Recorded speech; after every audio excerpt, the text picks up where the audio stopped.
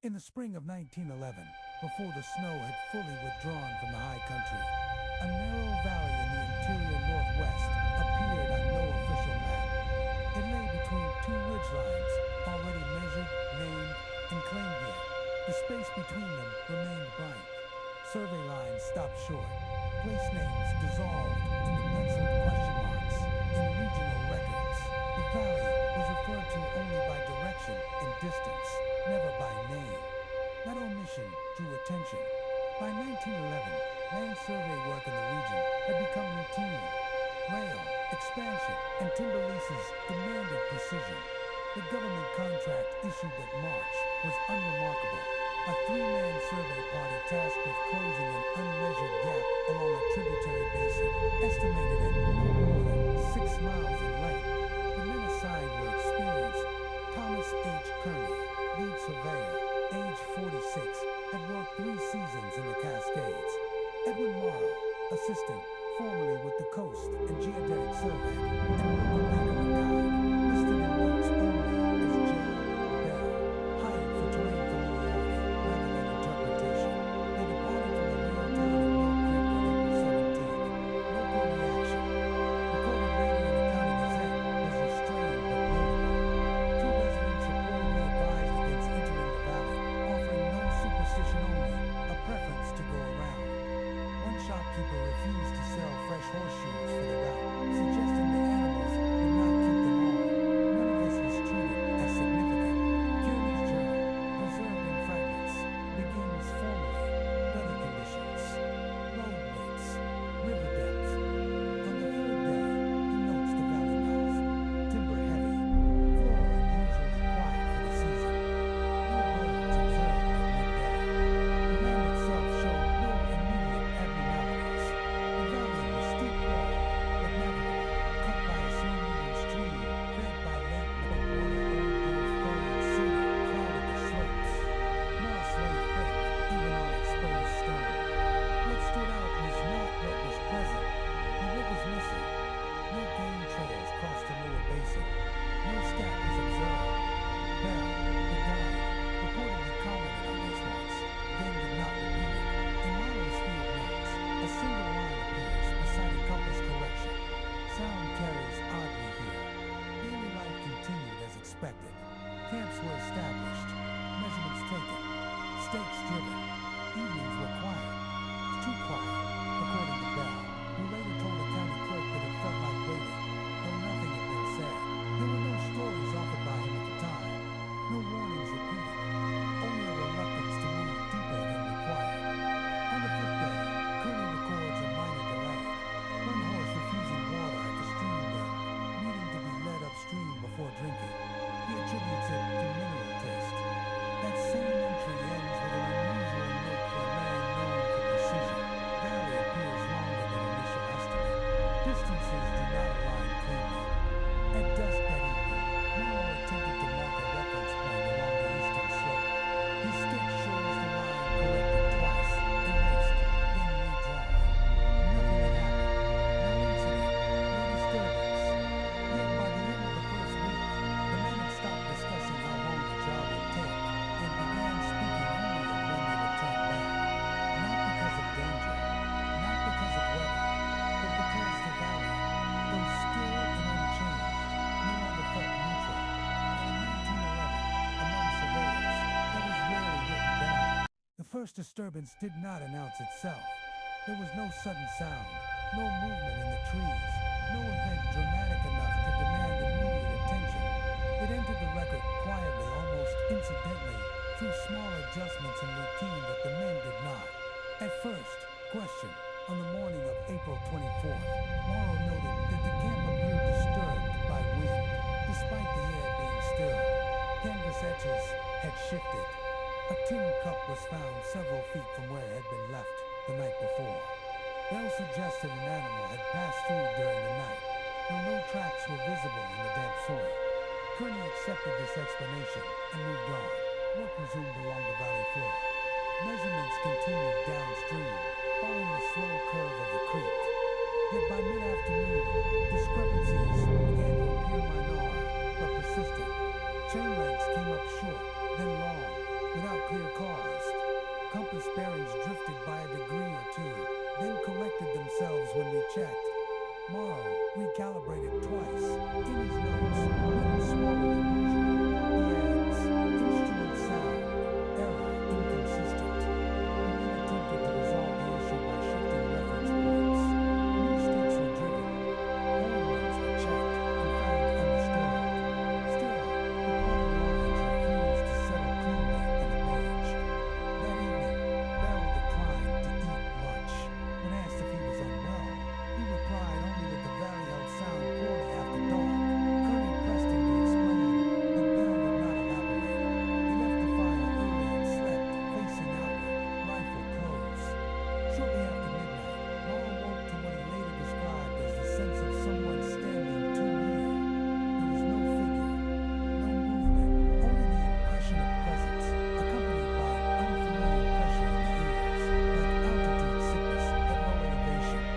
He sat up, listened, and heard nothing but the creak. By morning, he dismissed it as fatigue. The next disturbance was harder to set aside. A primary marker driven into compacted soil near the western slope was found leaning at an angle. The earth around it showed no signs of disturbance. No hoofprints, no drag marks. Kearney measured the depth himself and confirmed it had not been loosened. He wrote, marker shifted without clear cause. Possibly freestyle, though temperature did not drop below expected range. Bell suggested moving camp upslope, but Kearney refused. The contract was clear. The valley needed to be closed, measured, and recorded. That afternoon, a sound was heard for the first time that all three men acknowledged. It came from higher up the valley, beyond the bend where the creek disappeared between stands of cedar. It was not loud, not sharp, a low, sustained tone, described differently by each man. Whine through timber, a distant tool strike, water moving through stone. It lasted no more than a minute. They waited for it to repeat. It did not. Kearney offered a practical explanation. Air moving through a narrow cut in the rock. Bell said nothing. Moore wrote only, sound direction uncertain, not echoed. As evening fell, the valley returned to its previous stillness. No further noises were heard. No figures seen. No immediate threat presented itself. Yet that night, none of the men slept deeply. The disturbance had not frightened them. It had unsettled their certainty. And for the first time since entering the valley, the possibility was raised quietly, without argument that the work might require more time than planned, or that the valley itself resisted being measured at all. By the 8th day, routine had begun to fray. The men continued their work, but without the confidence that had marked the earlier entries in Kearney's journal. Measurements were taken twice, sometimes 3 times, and still refused to align. When plotted against the surrounding ridgelines, the valley's length appeared to shift never dramatically, but enough to trouble a trained eye. Morrow attempted a full recalculation on the morning of April 26th. His notes from that day are unusually dense, margins filled with corrections and post-references. At the bottom of the page, he writes, assuming consistent error does not resolve discrepancy. That afternoon, Bell refused to accompany them beyond a certain bend in the creek. He stopped, without explanation, standing still long enough that Kearney turned back in irritation. Bell's words, later recalled by Morrow, were measured and calm. This is far enough to mark. Pressed for a reason, Bell gestured upslope and said only that the ground ahead docentee hold things the way it should. When Kearney challenged him asking whether he meant soft soil where water Bell would not answer directly, he repeated that the marks would not last. Kearney ordered the work to continue regardless. It was during this push deeper into the valley that the second sound was heard closer this time. Not from the high slopes, but from the timber to the east. Again, it was low and sustained, but now irregular, rising and falling as though interrupted. All 3 men stopped working. Kearney later wrote, sound does not correspond to water, wind, or animal movement known to me.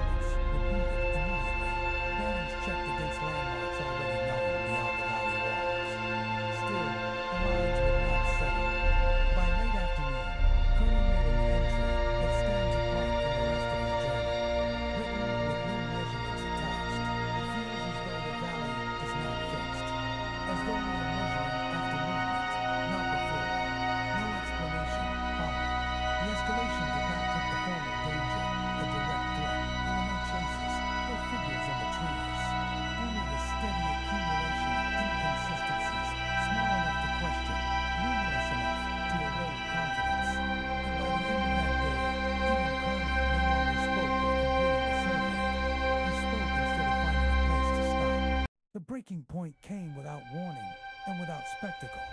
On the morning of April 28th, the men set out early, intending to establish what Kearney referred to as a final reference line, a point beyond which no further measurements would be attempted.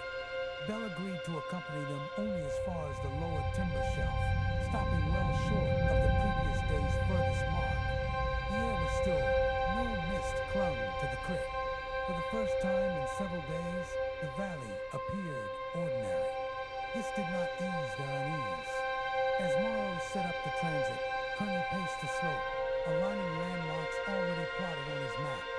He paused longer than necessary, then asked Morrow to confirm the bearing. Morrow checked it twice. It was wrong. Not by degrees this time, but by direction. The bearing pointed upslope, toward a ridge they had not crossed and could not see from that position. When recalibrated against known markers behind them, the instrument corrected itself immediately. Morrow's hands were recorded as unsteady in his notes, the only personal remark of that kind in his journal. Bell, who'd been standing apart, suddenly called out, not loudly, but with urgency. He pointed toward the creek bend ahead, where the water narrowed between two stands of cedar. Something had changed. The stake placed there the previous afternoon, driven deep, marked clearly with red paint, was no longer present. In its place stood another marker. It was older, the wood was weathered, the top split, its surface darkened as though exposed for years. No paint remained, no cut matched their tools. It stood at a slight angle, leaning inward toward the valley's center. Kearney approached it slowly. He examined the wood, the grain, the depth. He found no sign that it had been recently driven. The surrounding soil showed no disturbance. When he compared its position to his notes, the marker did not correspond to any point they had previously set. Morrow made a note. It occupies a space that is empty. Bell refused to go closer. He backed away, repeating quietly that the valley was answering now. Kearney attempted to reason through it. He suggested an abandoned prior survey, though no record existed. He considered that the stake might have been buried and exposed by erosion, but the ground showed no such movement. As they stood there, the sound returned. Not distant this time, not from the slopes. It rose from within the valley itself, slow, steady, and resonant, as though carried through the earth, rather than the air. The men described it differently afterward, but all agreed on one detail. It did not move. The ground did not shake. The trees did not sway. The sound simply existed, filling the space between them. Kearney was the first to step back. He did not speak. He did not write at that moment. He simply turned away from the marker and walked downslope, signaling the others to follow. They did not run. They did not argue. By midday, the camp was being dismantled. Stakes were pulled where possible, though several resisted removal despite visible looseness in the soil. Kearney ordered them left. His final entry from within the valley reads, "Survey suspended. Valley not behaving in accordance with physical expectation. Recommend exclusion pending further review." No mention was made of the sound. No mention of the marker. The valley did not perceive it. Nothing followed. Yet, as they exited the mouth of the basin, Bell stopped once more and looked back now into the trees, but at the ground itself. He later told the county clerk, "It wasn't done with us. It was finished being marked." What exactly he meant by that was never clarified, and the men did not return to test it. The return to Mill Creek took less time than expected. The trail beyond the valley mouth felt ordinary again. Sound returned. Birds were heard, and the air carried the familiar scent of wet timber and smoke from distant cabins. None of the men commented on this change, though Morrow later noted that normal conditions resumed abruptly. Their arrival did not draw attention at first. Survey parties returned early on occasion. Weather turned. Equipment failed. Schedules shifted. But the men themselves had changed in ways that were remarked upon. Kearney reported directly to the regional land office within 48 hours. His account, preserved in a typewritten memorandum, was professional and restrained. He cited persistent measurement inconsistencies, unreliable terrain behavior, and the impracticality of establishing fixed reference points. He recommended postponement until further geological review could be conducted. No mention was made of sound, displaced markers, or unexplained replacements.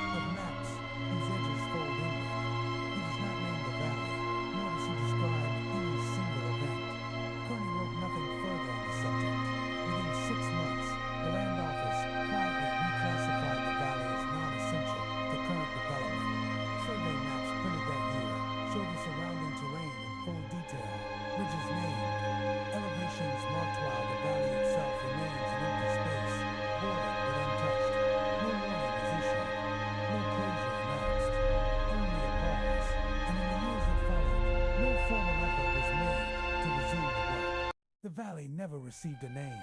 In the decades that followed, maps of the region became increasingly precise.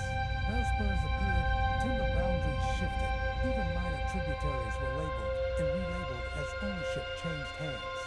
Yet the narrow basin surveyed in 1911 remained unmarked in absence, preserved through revision rather than neglect. Archival records concerning the suspension are sparse.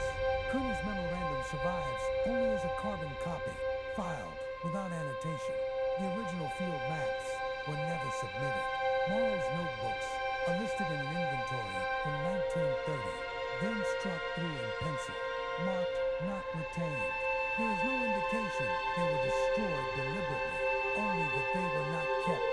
Occasional references surface in unexpected places. A 1917 geological assessment of nearby slopes notes anomalous soil behavior in an adjacent drainage, recommending no further exploration due to unstable reference conditions.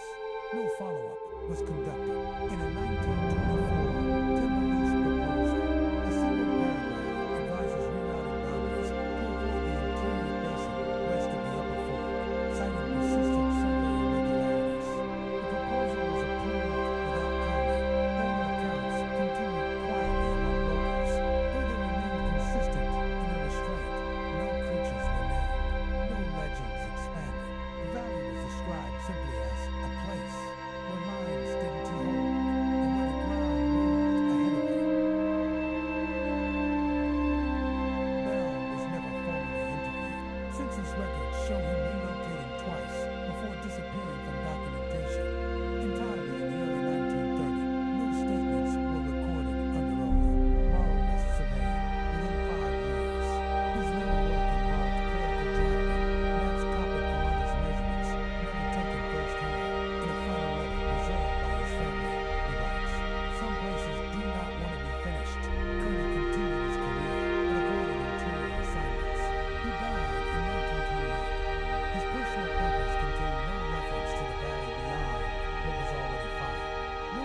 report was ever opened, no correction issued, no explanation advanced.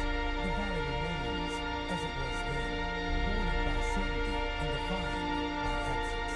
Modern satellite imagery shows dense forests and a narrow watercourse, nothing more. There are no official restrictions on entry.